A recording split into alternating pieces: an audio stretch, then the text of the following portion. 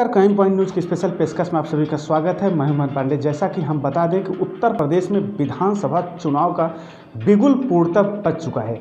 ऐसे में भारतीय जनता पार्टी और उसकी प्रतिद्वंदी पार्टी जो समाजवादी पार्टी है, वो कहीं न कहीं अपनी पूर्णतः इस बार की विधानसभा जो 2022 के विधानसभा चुनाव है, उसमें कहीं न कहीं दो हाथ करने के लिए पूर्णतः तैयार है। ऐसे में हम मौजूद हैं प्रयागराज की धरती पर और हमारे बीच में जो है जो समाजवादी पार्टी के प्रयागराज जनपद के जो सचिव हैं प्रभाकर यादव जी, वो मौजूद हैं। पूर्व जिला पंचायत सदस्य भी रह चुके हैं।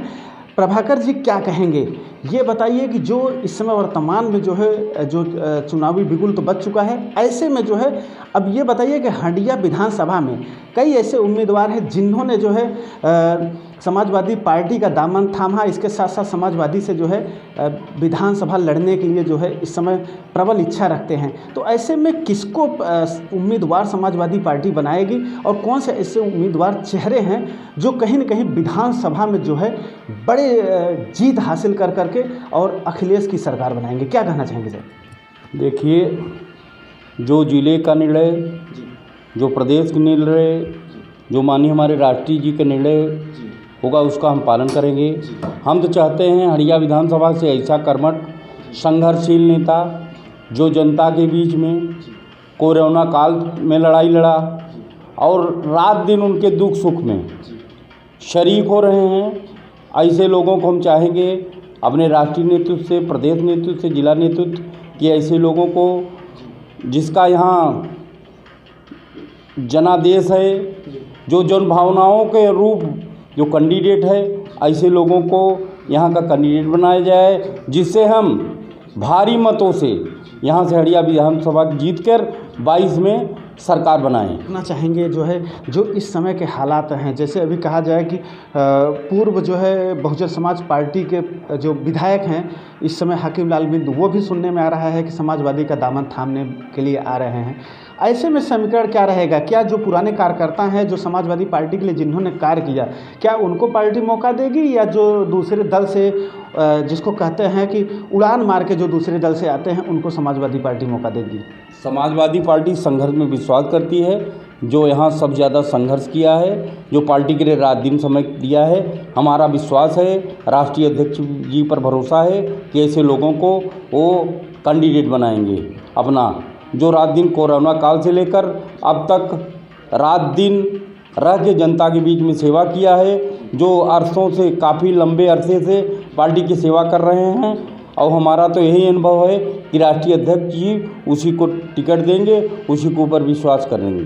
जी, तो देखा जाए तो जिस हिसाब से जो है अभी प्रशांत सिंह कतार में हैं, ऐसे में जो है जो अगली बार जो प्रत्याशी रही हैं निधि यादव जी, वो लगातार जो है मैदान में हैं। और ऐसे में सुरेश मौर्य जो है, जो पूर्व प्रमुख हंडिया रहे हैं, वो भी मैदान में हैं। और ब्राह्मण चेहरा रमेश चतुर्वेदी जी, वो भी दावे ठोक रहे हैं कि हमको टिकट दिया जाएगा, हम विधानसभा हंडिया से जीत कर आएंगे।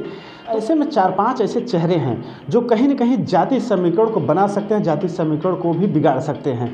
तो ऐसे में चारों में कौन चेहरे सबसे ज़्यादा जो है प्रभावशाली दिख रहे हैं? बेशक डॉक्टर सुरेश चंद्र मौर्य ने रात दिन जनता के बीच में रह के कोरोना काल से लेकर अब तक वो 20 साल से समाजवादी पार्टी की सेवा कर रहे हैं। बेशक हमारा तो यही अनुमान है कि डॉक्टर सुरेश चंद्र मौर्य के ऊपर ज़्यादा जनता विश्वास करेगी। किस पर आप किस अंदेशा से, किस अंदाज से सुरेश मौर्य पर आप जता रहे हैं कि जो है कि सुरेश मौर्य को जो टिकट दिया जाएगा तो जीत सुनिश्चित हो सकती है? कौन से ऐसे तीर है जिस पे आपको एकदम फोकस होकर के कि सुरेश मौर्य को आखिर टिकट दिया जाए और जीत हासिल हो सकती है? वो 2002 में ब्लॉक प्रमुख रहे, तब से अब तो डॉक्टर भी हैं, चिकित्सा सेवा से भी, और कोरोना काल में जब श्रमिक मजदूर चल रहे थे, कोई आदमी किसी को पानी नहीं पूछ रहा था, उन्होंने 3 महीने तक ही बीटी के चौराहे पर लंगर खिलाया। 8 बजे सुबह से लेकर 8 बजे रात तक उन्होंने गरीब जनता की बहुत सेवा की, जिससे उनके विधानसभा का नहीं था आदमी, कोई श्रमिक मजदूर बिहार का था, कोई पूर्वांचल का था, कोई कहीं का था, उन्होंने बेशक बड़ी ईमानदारी से सेवा की। और इसके पहले वो सेवा 20 साल से जनसेवा में जब से आए और रात दिन प्रयास करते रहे। और कोरोना काल में हजारों हजार लोगों को उन्होंने बचाने का प्रयास किया, उनको जीवन दान दिया। तो कहने का मतलब यह है कि यदि सुरेश मौर्य पर पार्टी जो है विश्वास जताती है और उनको समाजवादी यदि, इसे में कहने का मतलब प्रतिद्वंदी कौन बन सकता है, जीत कितने मतों से हो सकती है? समाजवादी पार्टी के से जो यहाँ कैंडिडेट बनेगा वो प्रचंड बहुमत से जीतेगा।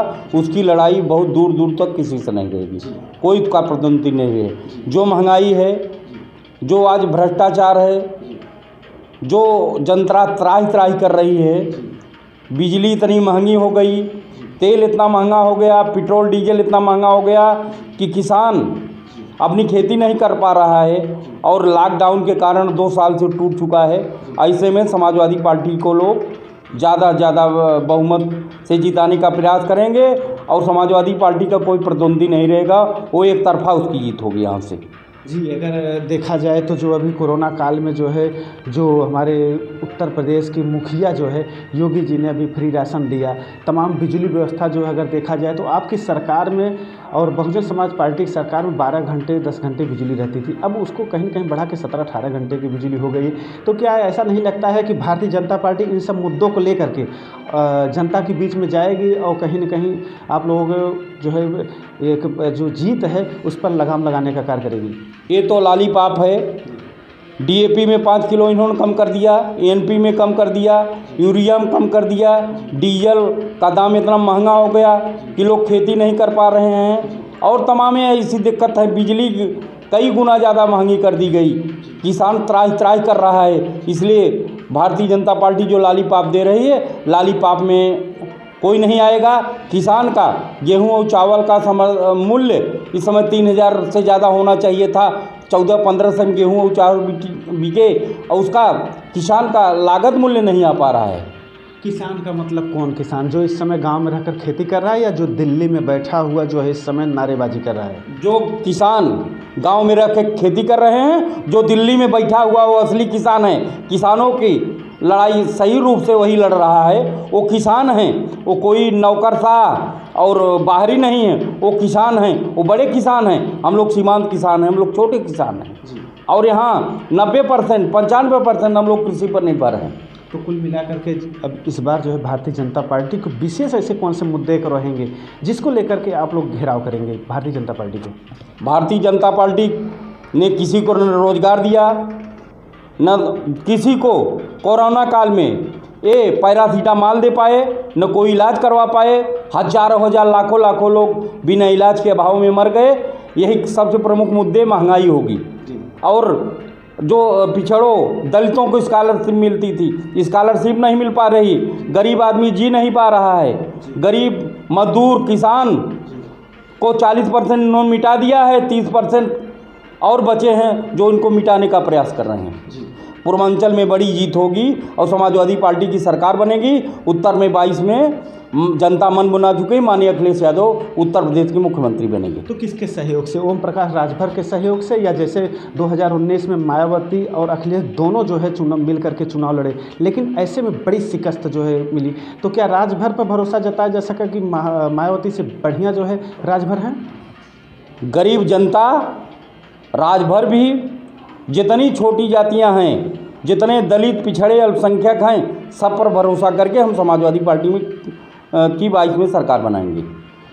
जी हाँ, ये जो है प्रभाकर यादव जी हैं, जो प्रयागराज जनपद के समाजवादी पार्टी के जो सचिव हैं, सीधे तौर से कह दिया है कि जो है इस बार हंडिया या ये कहें भदोही लोकसभा की 5 सीटों पर समाजवादी पार्टी अपना परचम लहराएगी और हंडिया से जो है अगर देखा जाए तो डॉक्टर सुरेश चंद्र मौर्य को जो है विधानसभा चुनाव में उम्मीदवार बनाने का इन्होंने सीधे तौर पर खुला आह्वान कर दिया है कि अगर उनको बनाया जाएगा तो बड़ी जीत के साथ समाजवादी अपना परचम लहराएगी। कैमरा पर्सन दिनेश के साथ महेंद्र पांडे, प्रयागराज, उत्तर प्रदेश।